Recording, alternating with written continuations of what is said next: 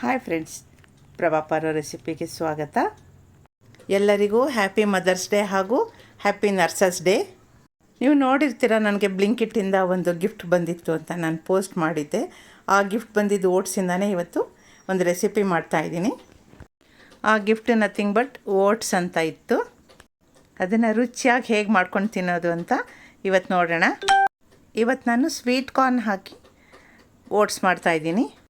ಎಷ್ಟು ರುಚಿಯಾಗಿತ್ತು ಅಂದರೆ ಯಾಕಾದರೂ ಅರ್ಧ ಪ್ಯಾಕೆಟ್ ಹಾಕ್ಕೊಂಡು ನಾವು ಪೂರ್ತಿ ಪ್ಯಾಕೆಟೇ ಹಾಕ್ಕೊಂಡ್ಬಿಡ್ಬೇಕು ಅನ್ನಿಸ್ತಾ ಇತ್ತು. Thank you Blinkit for sending such a beautiful gift to me. Thank you Blinkit.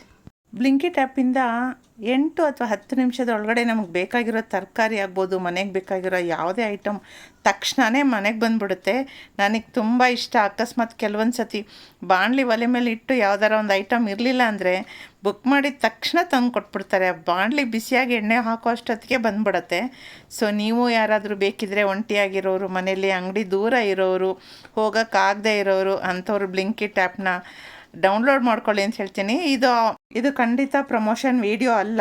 ನಾನೆಷ್ಟು ಈಸಿಯಾಗಿ ಉಪಯೋಗಿಸ್ಕೊಳ್ತೀನೋ ಥಿಂಗ್ಸ್ಗಳನ್ನ ನಿಮಗೂ ಹಾಗೆ ಹೇಳ್ಕೊಡ್ತಾ ಇದ್ದೀನಿ ಅಷ್ಟೇ. ನಾನು ಮಾಡೋದೆಲ್ಲ ನೀವು ಮಾಡಬೇಕು ಅಂತಲ್ಲ. ಕೆಲವು ಹೆಣ್ಮಕ್ಳಿಗೆ ಗೊತ್ತಿರಲ್ಲ, ಕೆಲವ್ರಿಗೆ ಗೊತ್ತಿರುತ್ತೆ. ಗೊತ್ತಿಲ್ಲದೆ ಇರೋರು ತಿಳ್ಕೊಳ್ಳಿ, ಗೊತ್ತಿರೋರು ದಯವಿಟ್ಟು ಕ್ಷಮಿಸಿ.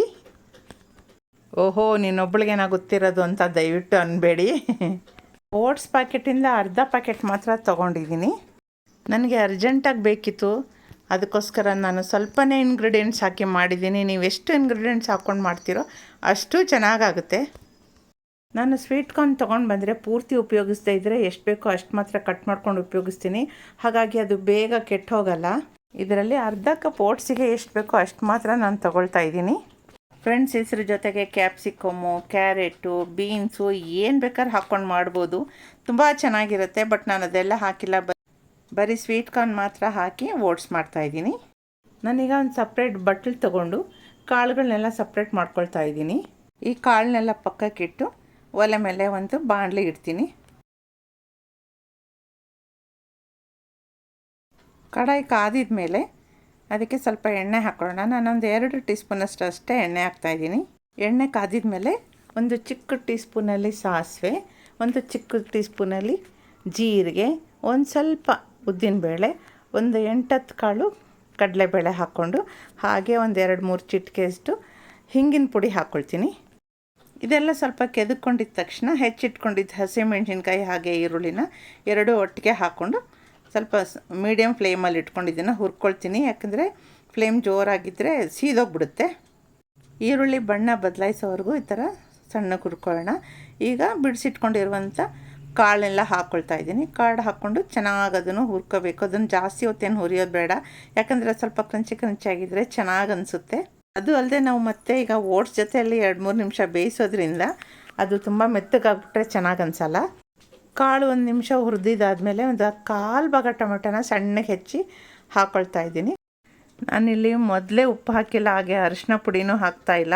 ಯಾಕೆಂದರೆ ನನಗೆ ಸ್ವಲ್ಪ ಬೆಳ್ಳಗಿರೋದೇ ತಿನ್ನಬೇಕು ಅಂತ ಇಷ್ಟ ಆಯಿತು. ಬೇಕಿದ್ದರೆ ನೀವು ಅರಿಶಿನ ಪುಡಿನೂ ಹಾಕ್ಕೋಬೋದು. ಉಪ್ಪು ನಾನು ಕೊನೆಯಲ್ಲಿ ಹಾಕ್ತಾಯಿದ್ದೀನಿ.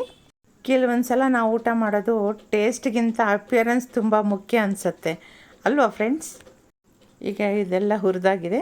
ನಾನು ಒಂದು ಕಪ್ಪಲ್ಲಿ 1.5 ಕಪ್ಪಷ್ಟು ನೀರು ಹಾಕ್ತಾಯಿದ್ದೀನಿ. ಅಂದರೆ ಒಂದು 150 ml.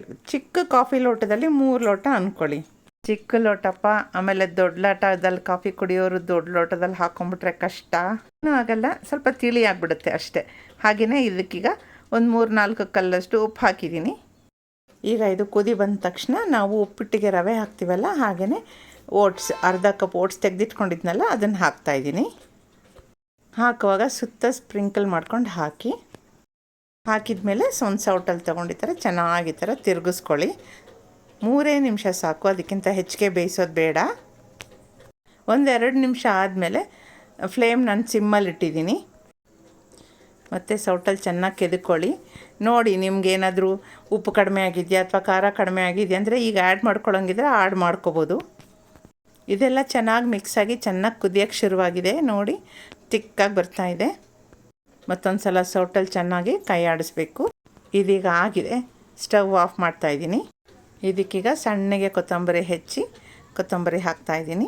ಇಲ್ಲಿಗೆ ಓಟ್ಸ್ ರೆಡಿ ಆಯಿತು. ನನ್ನ ಬ್ಲಿಂಕಿಟ್ ಓಟ್ಸ್ ಕಥೆನೂ ಎಂಡ್ ಆಯಿತು. ಫ್ರೆಂಡ್ಸ್, ನಿಮಗೆಲ್ಲ ಇಷ್ಟ ಆಗಿದೆ ಅಂದ್ಕೊಳ್ತೀನಿ. ನೀವು ಮನೇಲಿ ಟ್ರೈ ಮಾಡಿ. ನಾನು ತಿನ್ನೋವಾಗಂತೂ ತುಂಬ ನೆನೆಸ್ಕೊಂಡೆ. ಮತ್ತು ಈಗ ನಾನು ಆರ್ಡ್ರ್ ಮಾಡಿದ್ದೀನಿ ಅದನ್ನೇ ತರೋಕ್ಕೆ. ದೊಡ್ಡ ಪ್ಯಾಕೆಟ್ ತೊಗೊಂಡು ಬಂದು ಸಾಕು ಅನಿಸೋ ಅಷ್ಟು ಮಾಡ್ಕೊಂಡು ತಿನ್ನಬೇಕು ಅಂತ, ಅಷ್ಟು ಟೇಸ್ಟ್ ಆಗಿತ್ತು. ಇದಕ್ಕೆ ಬೇರೆ ಬೇರೆ ರೀತಿ ತರಕಾರಿಗಳನ್ನ ಹಾಕಿ ನೀವು ಮನೇಲಿ ಟ್ರೈ ಮಾಡಿ. ಹಾಗೆ ಹೇಗೆ ಬಂತು ಅಂತ ನನಗೂ ತಿಳಿಸಿ. ಇದೇ ಥರ ಈಸಿ ರೆಸಿಪಿಗಳಿಗೆ ನನ್ನ ಚಾನಲ್ನ ಫಾಲೋ ಮಾಡೋದನ್ನು ಮರಿಬೇಡಿ. Thank you friends. Thank you for watching.